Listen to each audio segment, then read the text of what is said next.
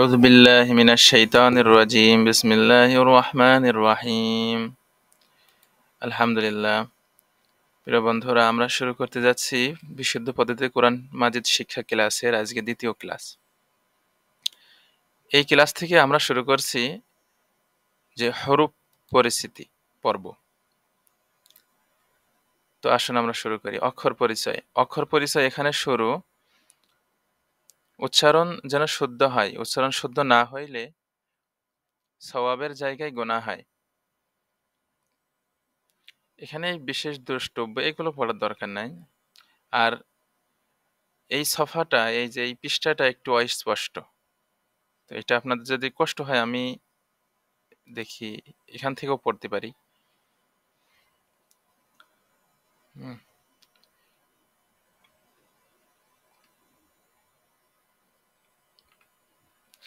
বলপনের মতন দেখা যায় আলিফ তার নাম। বলপেন যদি না থাকে খাড়া দাগের নিচের দিকে ডানে টান। আলিফ তার নাম, আলিফ তার নাম। আলিফকে কখন হামজা বলা হয়? হারকাত তানবিন সুকুন থাকলে আলিফকে তখন হামজা বলা হয়।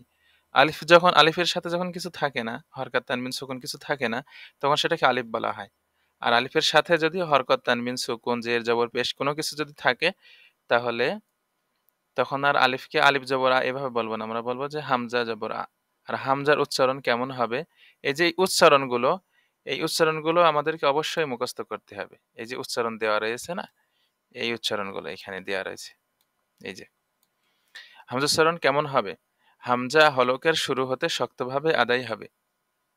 আর আমাদেরকে বারবার এই এই পড়াগুলো মশকা করতে হবে। হামজা জবর আ, হামজা জের ই, হামজা পেশ উ, হামজা দুই জবর আন, হামজা দুই জের ইন, হামজা দুই পেশ উন, হামজা জবর আ, আ লাগবে নুনের সাথে আন, হামজা জের ই, ই লাগবে নুনের সাথে ইন, হামজা পেশ উ, উ লাগবে নুনের সাথে উন।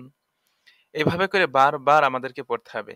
আর পড়তে হবে যে হামজা উচ্চারণ কেমন হবে? হামজা হলকের শুরু হতে শক্তভাবে আদায় হবে।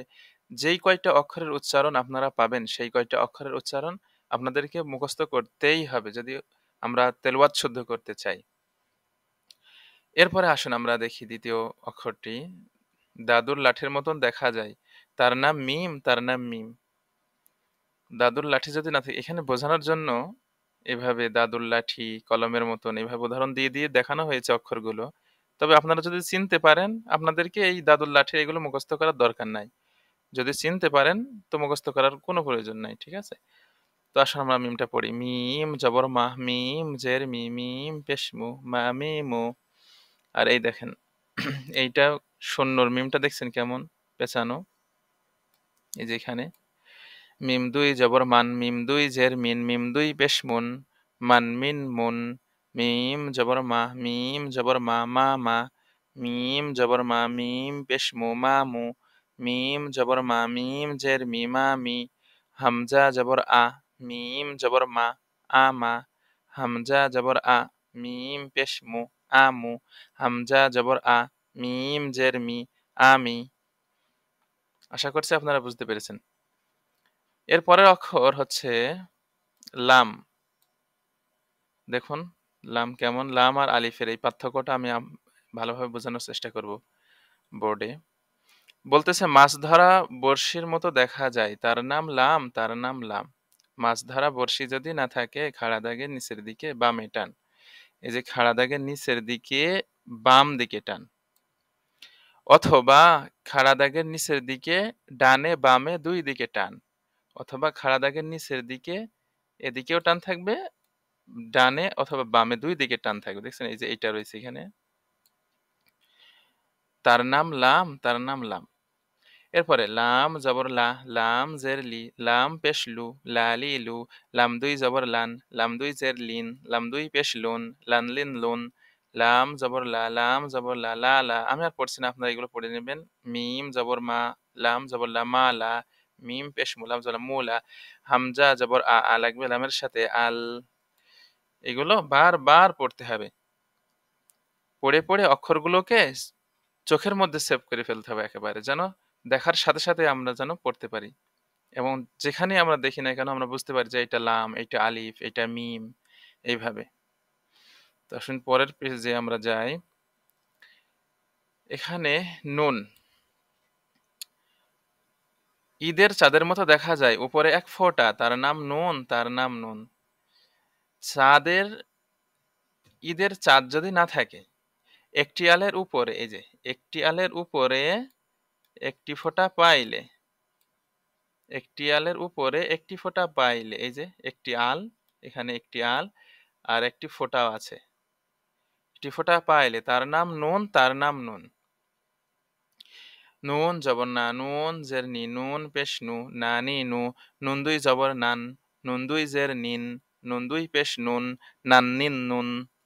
নুন জবর না, নুন জবর না, না না, এভাবে পড়তে হবে। নুন জবর না, নুন পেশ নু, না নু, বারবার পড়তে হবে। হামজা জবর আ, মিম জের মি, আমি, নুন জবর না, আমি না, বারবার পড়ে পড়ে এগুলোকে মুখস্থ করে ফেলতে হবে একেবারে।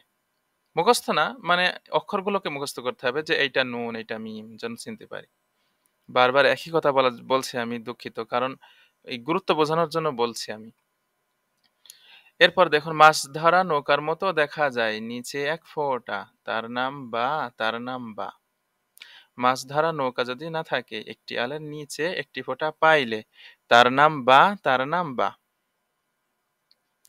তো আসুন আমরা পড়ি যে মাছ ধরা নৌকার মতো দেখা যায়, যে নৌকার মতো দেখা যাচ্ছে না, এই যে নৌকার মতো দেখা যায়, নিচে একটা ফোঁটা, তার নাম বা, তার নাম বা। নৌকা যদি না থাকে, একটি আলের নিচে, এই যে একটি আলের নিচে এখানে আছে, একটি আলের নিচে একটি ফোঁটা পাইলে, তার নাম বা, তার নাম বা। তার মানে নুনের মতনই, নুনের ফোঁটাটা থাকবে উপরে আর বায়ের ফোঁটা থাকবে নিচে। আর এখানে হরকত তানমিনের পড়া দেয়া আছে। বা জবর বা, বা জের বি, বা পেশ বু, বা বি বু, বা দুই জবর বান, বা দুই জের বিন, বা দুই পেশ বুন, বান বিন বুন। বা জের বি, মিম জবর মা, বি মা। হামজা জবর আ, আ লাগবে বার সাথে আব। হামজা জের ই, ই লাগবে বার সাথে ইব। হামজা পেশ উ, উ লাগবে বার সাথে উব। আশা করছি বুঝেছেন। এর পরের অক্ষরটা হলো তা। মাছ ধরা নৌকার মতো দেখা যায়, উপরে দুই ফোঁটা, পায়ের মতনই, কিন্তু এই তায়ের হচ্ছে ওপরে দুইটা ফোঁটা।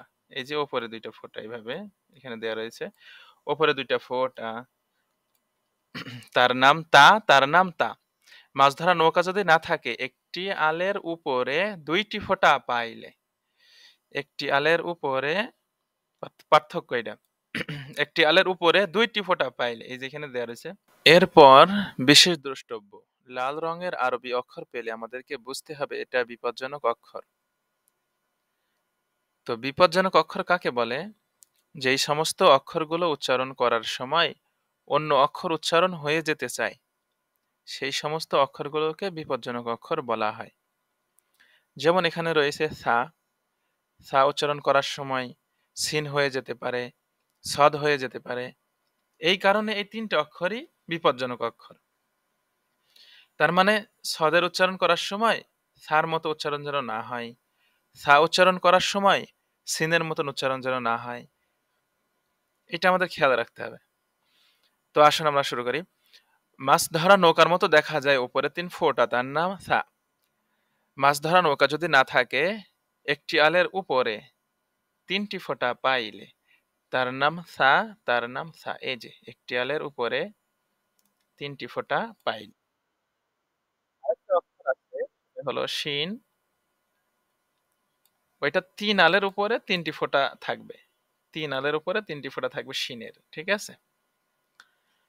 আর সা এর উচ্চারণ কেমন হবে? সা জিব্বার আগা হতে নরম ভাবে আদায় হবে, সা জিব্বার আগা হতে নরম ভাবে আদায় হবে। বারবার পড়তে হবে, বারবার পড়ে পড়ে উচ্চারণগুলো অবশ্যই মুখস্থ করতে হবে যদি তেলাওয়াত শুদ্ধ করতে চাই। এরপরে সা জবর সা, সা জের সি, সা পেশ সু, সা সি সু। সা জিব্বার আগা হতে নরম ভাবে আদায় হবে। এভাবে পড়বেন, এই হরকতগুলো পড়বেন আর উচ্চারণটাও পড়বেন, তাহলে দ্রুত মুখস্থ হবে। সা দুই জবর সান, সা দুই জের সিন, সা দুই পেশ সুন। ইন্না আ'তাইনাকাল কাউসার। সার, এই যে এই সা আছে কিন্তু নরম। জিহ্বার আগা হতে নরমভাবে আদায় হবে। যেন আমরা না বলি ইন্না আ'তাইনাকাল কাউসার, তাহলে কিন্তু হবে না। সার না, সার নরম। জিহ্বার আগা হতে নরম। তো প্রিয় বন্ধুরা, আমি ক্লাসটা দীর্ঘ করে ফেলেছি। এই ক্লাসটা এখানেই শেষ করছি। দেখা হবে পরবর্তী ক্লাসে। তো সাথে থাকুন। আসসালামু আলাইকুম ওয়া রাহমাতুল্লাহ।